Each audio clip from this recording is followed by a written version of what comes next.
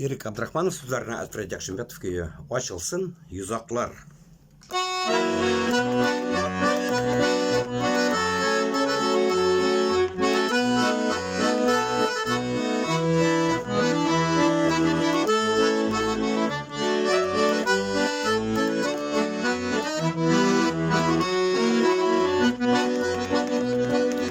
Durmuş baskışları, yüzak aşkışları, varısı da aşırı mer yolunda.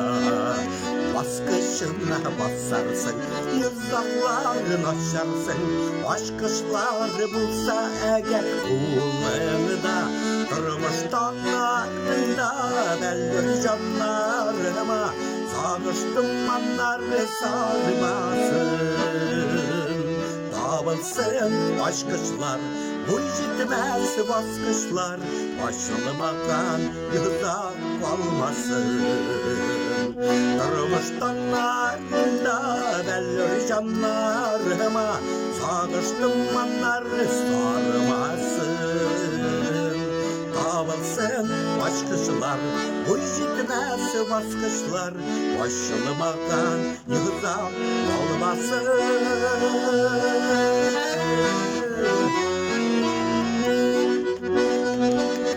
Dürüst bulsa yolun, varmaz dalmaz kulun, yirişirsin kuşlarga seyinip.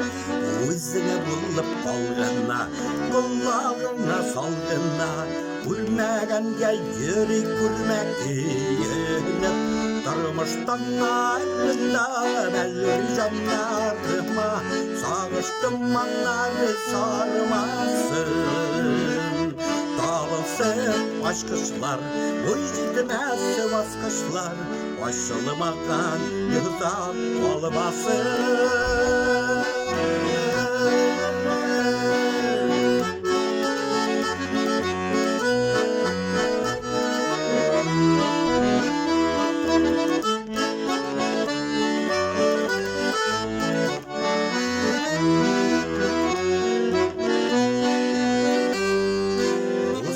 Sözün tığla, o sözünden çıkma, varısı da yaxşı bulur Allah buyursa. Alsıl gülleri bulup üz, jilles bulup iz, sağış bulutları kökte koyursa. Durmuş dağlarında belli canlarıma, sağıştım anları sarmasın. Dağılsın aşkışlar, bu gitmez baskışlar, başlamadan yüzak olmasın. Durmuş dağlarında belli canlarıma, sağıştım anları sarmasın.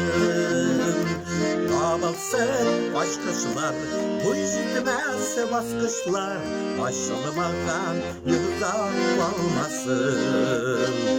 Başlamadan yüzak olmasın.